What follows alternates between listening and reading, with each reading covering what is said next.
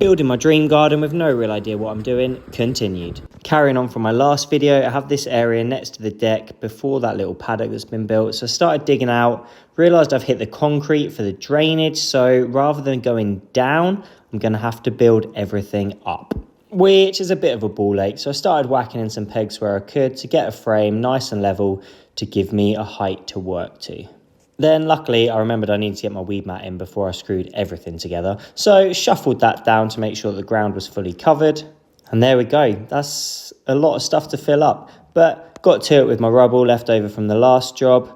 And then a million wheelbarrows later, started getting it raked out. Back on my little tamper tool to make sure everything's whacked down and semi-level, but I was way short on the rubble. So decided to brush off the deck and get to a little bit of staining whilst I was waiting for my delivery the next day. 2 more tons of hardcore, let's go, back to the wheelbarrow. Had some finer crush stuff so I could start filling the little gaps, fill up everything else, and then just repeat the process with sand to get it all nice and compact and level, and here we go. Then I just had to wait for the delivery of my fake grass. Oh, you're putting down plastic. Where's all the nature? 1, shut up. 2, I've got loads of nature around me and I don't want to get a lawnmower into this area of my garden.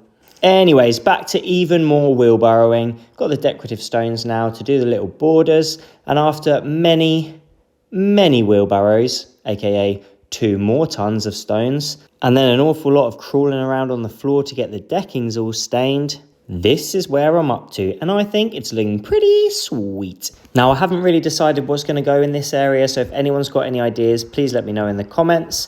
But up next is going to be outdoor kitchen, so hit follow to see what happens.